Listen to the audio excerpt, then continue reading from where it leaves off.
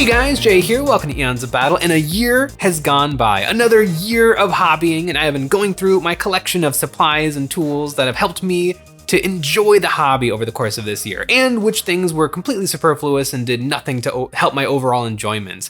And I have come up with a list of things that I've really enjoyed. Starting off with these Lynx bullet dice. Completely dumb, completely silly, but I really love them. I saw them on Amazon and I just had to have them.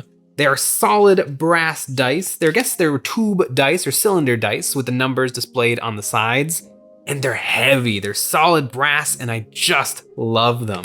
As soon as they arrived and I just saw how lovely and nice they are, I actually bought a second pack. Because I want to keep one in the tin, the beautiful tin that is shaped like a deck of cards and displays the dice so elegantly. I just love the way they look. And so I wanted one set that would be just for display to look at and one set that is for rolling. 6 dice is the perfect number of dice for a kill team. There's very few kill teams that can actually roll more than 6 dice at a time. I think probably the Ecclesiarchy kill team, the Sisters of Battle, the chainsaw carrying Sisters Repentia with their dice, they get a feel no pain, a 5-up feel no pain, and so you can end up rolling more dice if more damage has been done to you than 6. And very similarly with the Death Guard. But if I'm not playing those two teams, and I guess I could with those two teams because I actually own more than 6 dice, but rolling 6 heavy brass bullet dice in a game like Kill Team is just so much fun. I just often will walk up to these dice and just give them a nice roll. I don't know if these are great dice if you are playing on a game board that's like sand glued down to foam, because they're really heavy and they have a good chance of chipping off some debris. But if you play on lovely neoprene gaming mats, just the sound of these big heavy things thudding into that soft foamy mat is just lovely. I almost want to like build some sort of like a revolver cylinder that these can just slide right into, or although I do think dice towers are kind of dumb, I wouldn't mind building like a dice tower where you carefully slot in each bullet and then like give them a rotate or pull a trigger or something and then they all dump down and roll. They're just a silly, dumb thing. I do like really pretty dice, although dice can get very expensive. Actually, these are pretty expensive, but I love them. I've seen on Amazon that there's quite a few different varieties of this type of bullet dice. I think, what is it? Dust or Flames of War has a set of dice where they're more like a larger caliber bullet, like a rifle bullet, and I think they're made of plastic. And I could see those being really fun too. There's also people that are ripping off this design and printing and making these out of plastic. But I think you need to make it feel like a bullet, because bullets are made of brass. I mean, they're made of like lots of things, like copper and lead and brass and steel sometimes, but just the weightiness, it feels like an actual bullet, and I just love them. They have just given me so much enjoyment, and that is why I own 2 sets of the Lynx bullet dice. This is the dumbest thing that's going to be on this list. Well, maybe not. I guess that's for you guys to decide, but I really love these dice. As silly and dumb as those dice are, though, the next thing on this list is my Badger Anthem 155. And this is the biggest change in my hobbying over the course of the year. I love airbrushing, but I am a very bad airbrush dad. I don't clean my airbrushes very often. I use them every single day. I'm terrible. I've gone through so many needles and nozzles, and I've just never had much success. I actually, earlier this year, I bought some new supplies for my previous like daily driver airbrush, which was a Harder & Steinbeck Infinity. Beautiful airbrush, top notch, super high quality, very expensive. And I got a new set of needles and nozzles for that, a 0.15 millimeter needle, because I figured the smallest size possible will let me get into every nook and cranny and do some really cool, not just make like highlighting. Bad idea. You actually want a reasonably sized needle and nozzle, probably a 0.2 or a 0.3. The needle and nozzle I have in this is a 0.5. It is monstrous, but it turns out that is actually perfect for me. That humongous size means that this airbrush almost never clogs. If you are a good airbrush owner, you shouldn't get a lot of clogs anyway, because you probably very carefully prepare your paint. You probably clean your airbrush and your airbrush pot very frequently, so you probably don't experience a lot of clogs. But I just take the paint, squirt it right in there, maybe give it a little 3 seconds of back pressure and then start spraying. And since this is humongous, a lot of those clogs just work themselves out. I think like over the course of the year, I've had maybe 3 clogs where I really was almost trying to clog it and I had to stop airbrushing and clean my brush. But this is the perfect airbrush for me. And I think, unfortunately, airbrushes are kind of pricey, but I think everybody needs to find the airbrush that works for them. Airbrushes are finicky little gremlins, and it will give you a hard time at some point in your hobby career, probably many times in your hobby career. I broke a Badger Patriot 105.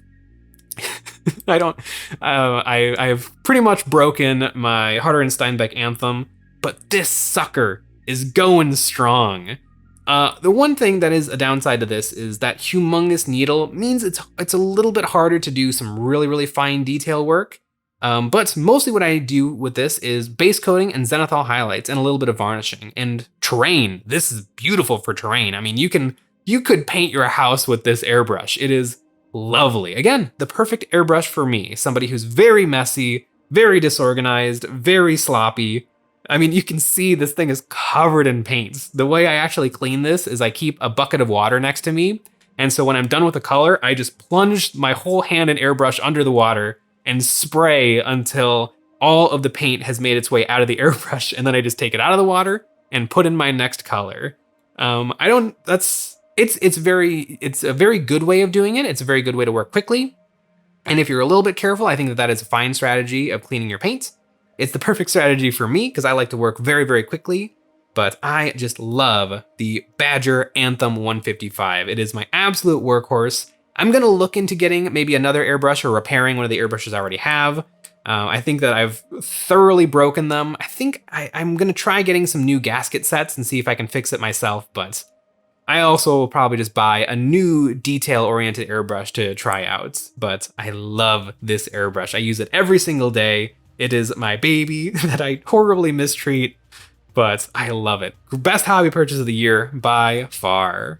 I was pretty sure I was gonna love this airbrush because I know Nick also has the same airbrush and he let me play with it and I really liked it and that's why I ended up buying it. But another hobby purchase that I assumed I would hate, but actually really, really found that I've been enjoying is fluorescent paints. I was very skeptical. I thought these were a huge gimmick. I thought it was really dumb when people would show off their paint jobs under like weird dark blue lighting and just a couple of spots on the model would glow. And I bought them and I played around with them a little, and they don't behave like typical paints. They have horrible coverage. They don't really keep on a wet palette. They're kind of fussy paints, but in just continuing to play with them and try them out a little bit more and more, I've actually found I've been really, really enjoying them. I've been really inspired by painters like Dana Howell or Collective SG, where they have really, really bright, vibrant colors. A lot of my paint jobs tend to be very muted. I got very familiar with the Games Workshop heavy metal, grimdark style, and so when I would actually set up my models on the battlefield, I would feel like I wasn't looking at much. A lot of grays, browns, tans, khakis, more grays, and I really like colors now. I want my models to feel vibrant and poppy. I want to get back maybe a little bit to like 2nd or 3rd edition Warhammer. And I've been finding that fluorescent paints have been really helping me do stuff like that. The way you actually use these paints, in my opinion, is you paint your model normally with as bright a colors as you can get, and then you apply a little bit of fluorescent paint as you mix it into your paint, or you apply it as just your topmost highlight. If you're painting something red, I've really been enjoying Fluid Orange, Vallejo Fluorescent Orange. After you've painted your model and you've got it pretty good, you just take a little bit of fluorescent orange and you put it on top, and it makes those highlights literally as bright as they could possibly be color saturation wise, because that's what these paints are. They're incredibly color saturated paints that reflect a lot more light. And so you will notice it'll do just a little something more to your colors. When I finally figured it out, it was kind of like the magic of learning how to use a wash paint correctly, where your shadows, you just slap this paint on and all of a sudden your shadows and recesses are like got those dark lines in them and you're like, wow, I got a lot of results for a very small amount of efforts. And so I've been finding that with fluorescent paints. And my models look really weird under a blue light. I think that's cool, but I don't really care because I don't play like games of Warhammer 40k or Kill Team under a black light or a blue light. But I have been very pleasantly surprised with fluorescent paints, and I'm going to be continuing to experiment with these, perhaps through the airbrush. They're not something I think that everybody needs in their toolbox, but they're just a little extra spice. It's like, you know, when you've made a really nice dinner and then you just put on just like a little extra sauce, a little extra garnish. I really have been enjoying them. And I thought they were stupid and dumb. And I buy a lot of stupid and dumb stuff because that's kind of what I like. But it's also just to try them out so that I can maybe learn something or talk about something on the channel. And so I bought fluorescent paints. And I like them. I really like them, and I didn't think I would. I was very, very pleasantly surprised. And speaking of dumb purchases, I bought this little handy vacuum, and it's great. I love it. I once again, talking about the airbrush I use, I'm very messy. Whenever I start a project, by the end of that project, I have an 8-foot desk, and by the end of that project, that 8-foot desk is completely covered in crap. And you start to slow down, at least I do. I don't know if this is the same for everybody, but when everything is clutter and bits and just detritus and garbage, it does slow you down. At first, when you're starting a project, you have all of this room to spread out. My posture is good. I'm painting appropriately. And then as I keep putting more paints on the desk and I've got wood shavings and plastic shavings and I spill sand and my Mountain Dew and I start to push myself back. And then by the end of the paint project, I'm painting like in my lap off the table because the table is completely covered in stuff. And so I think that this, obviously I don't like suck up my paints and supplies, but I think having this here so that I can instantly clean up spills and messes helps to keep me on track to actually keeping my painting desk clean and organized, because if I'm working with some wood bark to make some interesting bases, I put the wood bark away so that I can use my little vacuum to get up all of the crumbs, and all of a sudden my painting desk is clean and I can keep right on trucking. I really enjoy it. You don't need a handheld vacuum. If you own a vacuum, you're probably fine. But I work in a basement and I wouldn't want to drag my real vacuum up and down the stairs. So I got the little handy vac, and I just find it so satisfying to grab this off the shelf, turn it on, and just zoop, suck up whatever I don't want, and then put it away and get right back to working. A very silly purchase, but I really get a lot of satisfaction out of this. I bought like a medium expensive one. It totally does the trick. It actually probably has a little bit more suction power than my real vacuum. Or I guess maybe just because it's such a tiny little hole, but I really like it. It's just one of those purchases that I should have this. It's not the most fun thing in the world. It's not toys or games or paints or models, but in terms of like the things that I touch on a daily basis, this is probably a daily basis where it's not the same for like the fluorescent paints or my bullet dice. But yeah, I like this. It's really fun. Similarly to my vacuum, for things that I have gotten a lot of satisfaction out of, but is not the most fun thing in the whole world, I bought this. This is a little kitchen organizer, really simple, really cheap. I got it on Amazon, but it holds paper towel, it holds my parchment paper that I use for making wet palettes, and it holds tinfoil. And I just thought, why not? I'm trying to design my hobby space to be like really functional, and so I thought this would probably be a good get. But actually, this has been a tremendous help. Having these things on hand at a moment's notice has been really, really helpful. When you're painting, I think a big thing for us painters is to always keep track of like the time. This is a 2-hour paint job, a 5-hour paint job, a 10-hour paint job, a 14-hour paint job. But a lot of that time isn't actually painting. A lot of that time, you lose a certain amount of time for every 15 to 20 seconds refreshing your paintbrush, going and hunting down more paint to add to your wet palette, refreshing your wet palette with water.